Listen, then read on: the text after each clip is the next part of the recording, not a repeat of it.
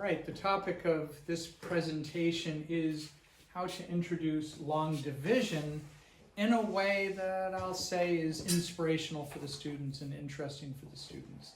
So I'm intentionally focusing on long division because, as I spoke about yesterday, long division is probably the ultimate blind procedure. You look at a long division problem like this, and the students are taught typically, well, how do we do this? Depending on the country, and typically in the USA anyway, we put the larger number, what we call the dividend, inside, sometimes it's called the house, and then we take the divisor, put it out here, and we go through this whole entire process. Well, how many times does 26 divide into 111? The answer would be 4, and the 4 has to go exactly there, otherwise it won't be correct. And we multiply this out, and then we're going to get 104, and then we subtract, and we go through this whole entire process. I won't finish it. And again, there's not a whole lot of logic or understanding. In fact, I remember when I first started teaching middle school math, and I asked myself the question, well, why does long division work? And I didn't immediately have an answer. I didn't have an understanding about why it worked myself. So I undertook this task to try to figure out a way that I could introduce it to my students, that it would be engaging, and it would be based on an understanding about why long division actually works. And so this is what we're going to do right now. And so the first thing is to introduce this. We imagine that this is probably at the end of 4th grade. It could even be at the beginning of 5th grade, that would be fine. And the first thing I'm going to do is I'm going to try to capture a little bit of their imagination by telling a bit of a story. And as I mentioned yesterday, the story in the case of a math lesson like this is pretty short and sweet, and it's just meant to engage their interest. And in this case, the story would go something like this. Perhaps I'd embellish it a tiny bit more than what I'm about to do, but this is pretty much it. So there was a day that I was walking in the forest. And it was a beautiful forest on a nice summer day. And I was observing everything around, and suddenly I looked down and I saw at my feet, surprisingly, a sack, a small sack. And I opened the sack up and I looked inside, and I saw that there were $465 in that sack. And I thought, oh, how fortunate I am. But I realized, and I thought to myself, well, I don't really need this money because I am a wealthy teacher. So I can go and be generous and share this money with 5 of my friends. So $465, and I'm going to distribute this between my 5 friends. And then I asked the students, okay, who would like to be one of my friends? And so I'll ask you now, who would like to be one of my friends? I'll take 5 people, 1, 2, 3, 4, 5. If you can all come up. Here are my 5 lovely friends who are very excited to get their share of my loot, if you will. $465. And so my goal here is I want to take the $465 imaginatively. Now when I do this with the children, I would have like play money with me. I would do this. And I'm going to say, okay, I'm going to distribute this money equally between my 5 friends. And so the first thing I decide, well, what do? I think I will give $60. I think I'll give $60 to each of my friends. I have $465. And so if I do that, I'm going to give them 60 and 60 and 60. You should say thank you. Okay, very good. Now, how much money did I just give away? 10. Okay, 5 friends, $60 each, and I just gave away $300. Okay, and this is exactly how I would do it with my students. Okay, if I just gave away $300, how much do I still have left? Tell me? $165 that I have left. Okay, so I look at that and I think, well, I think now I'll give away 20 to each of my friends here. So I'm going to give you 20 Thank you. and 20 Only? and 20 only, yes, okay. Thank you. And, okay. So how much did I just give away then? 100. Another 100. I just gave away 100. I had 165. I just gave away 100. So how much do I have left now? 65. I have 65 left. Okay. And so now I'm going to give away 5. I'll give away 5. I have 65 left. I'll give away 5 to each of my friends. Thank you. I'll give away 5. Thank you. Thank you. And there we go. So how much did I just give away then? I just gave away 25, and I had 65 before, so how much do I now have left? 40 left, okay.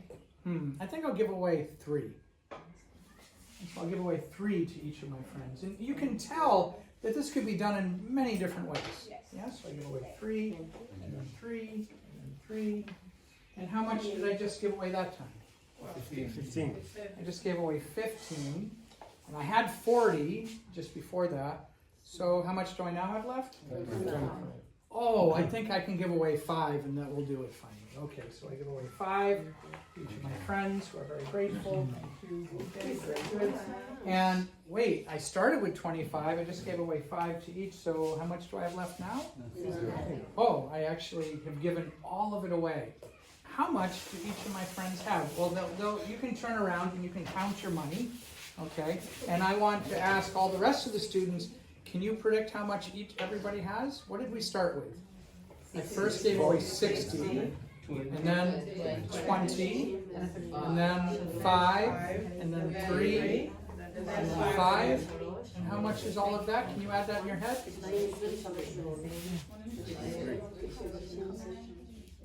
93. It's 93.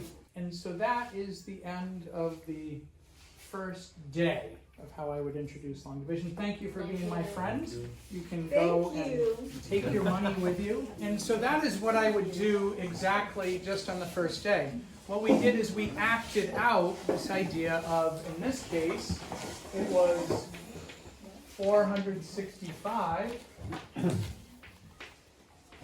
divided by 5. So we concluded that 465 divided by 5 is 93. And so I would leave it at that. That's it. That's all you do on the first day. The next day, of course, you come back to school, and then you say, all right, well, class, reviewing what we did yesterday, what exactly did we do? And they will tell the whole story, recapitulate the whole thing of exactly what we did. And then I would say this, well, it's hard to remember all this every time we do a long division problem. And so what we're going to do is we're going to have a method for writing this down. And so what I'm going to do here is I'm going to write down, I'm going to keep track of it.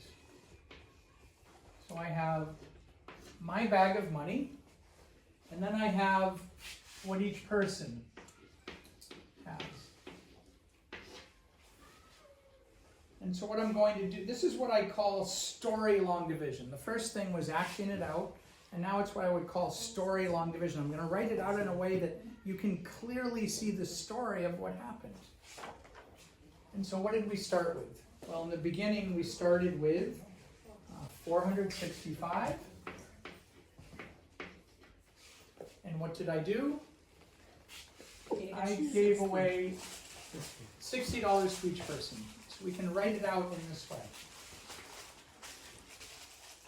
And then I'm going to take that 60, I'm going to multiply it times the 5 people. How much did I then give away? I gave away 300 in the beginning, which meant that after I did that, I had 165 left. What was the next thing I did? Well, I gave away $20 to each person, which meant I gave away a total of 100.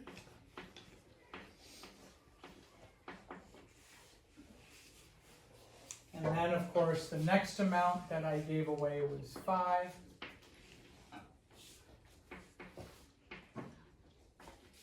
And after I did that, I was left with 40. And then I gave away 3, if you remember.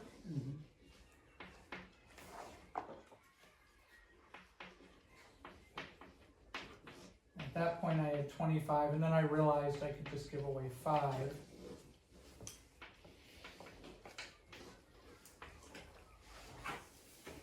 And that would finish it. Of course, the last step was really to add everything together, and when I added that all together, I got my final answer of 93. And I would leave it like that. Maybe we could do then on that second day, we could do a different problem.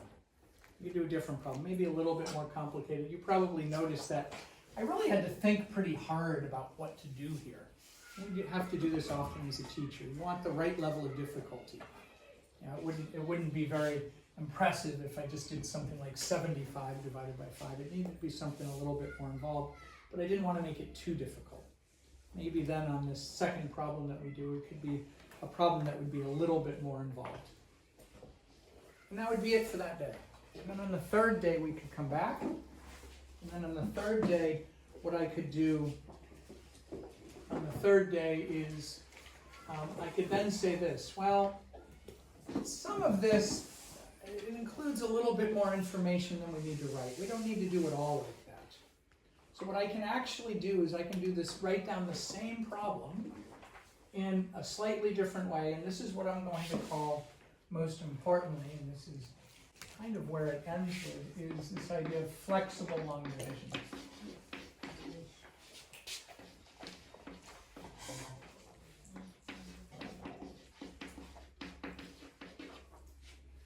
So this is what I call the story long division.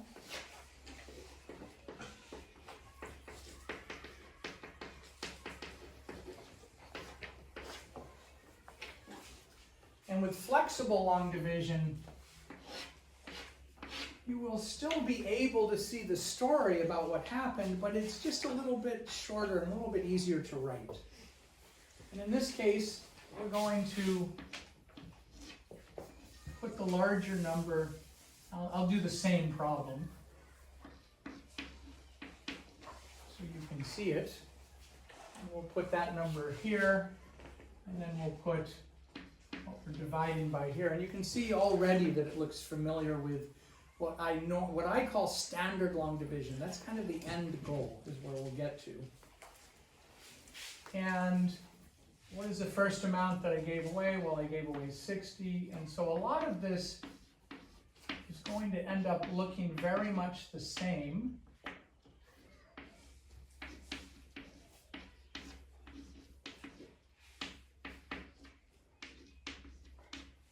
But I'm going to write it down just a little bit differently, a little bit more succinctly.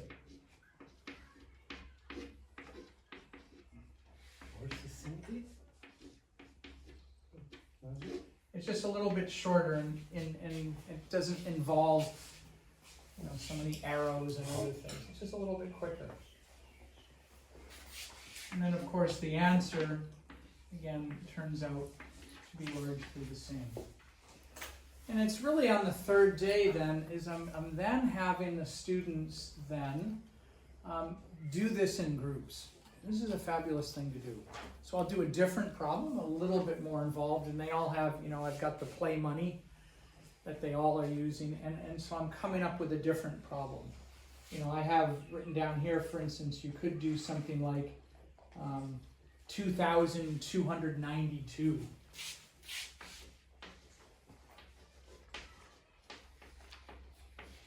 Divided by 6. You could do something like that. And in this case, you would have a group of 7 students, and one is the person that has the sack, and the other 6 are the friends. You could do that, or you could come up with a different number. Maybe dividing by 4 would be a little bit more doable in that case, but whatever. And so they get into groups, and it's very interesting to see that you just allow the groups to do it as they wish. And so every group will do it differently. It's really quite fascinating. But first of all in groups. And then maybe it's not until the day after that, or maybe on the 5th or 6th day even, that then I'm having the students trying to do it on their own, just individually. And it's an interesting thing to see how the personality of the students, it can be very different. I remember one student that was giving away like $2 to each friend every single time. And they had pages and pages of work and they were just quite happy to be doing that, right? It was quite impressive how big the problem became, but they were going to get there eventually, right? And then you had another student that wants to do it as efficiently and quickly as possible. And it's a fascinating way to look at it. But this is what I call flexible long division. And this flexible long division, I would really stick with that for several months. And then eventually then we just make the slight transition to what we call standard long division.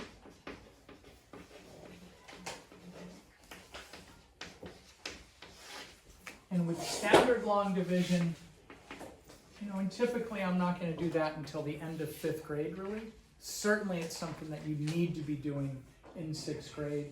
And standard long division doesn't have the same flexibility, does it? It's the way that we normally do it.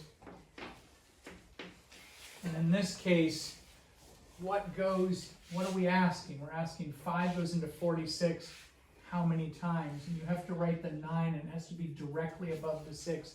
And there's all that standard procedure that we're used to. But again, once we've done this, they can even still see a little remnant of the story there, because what does that 9 represent? It really represents 90, right? Because it's above the tens place. And again, I'm just using the same example. Of course, for the students, I'd be doing different examples each time, perhaps. Right? And then we do this, and we get that. Yeah?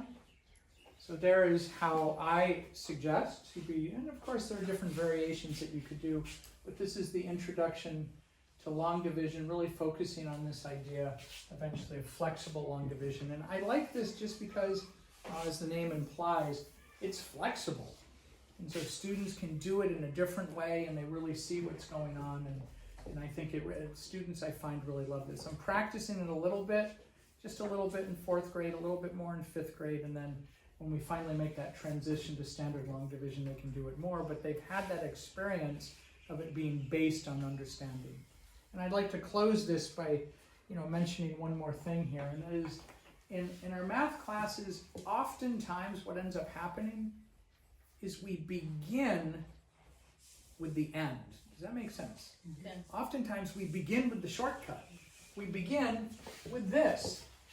And it didn't start, and that's not really proper in many ways. Because what we really ought to be doing is we ought to be beginning with a deep understanding that perhaps is a little bit more elaborate, but it's based on the deep understanding, and then slowly over time we come to a shortcut that's more efficient. But we don't start with the shortcut.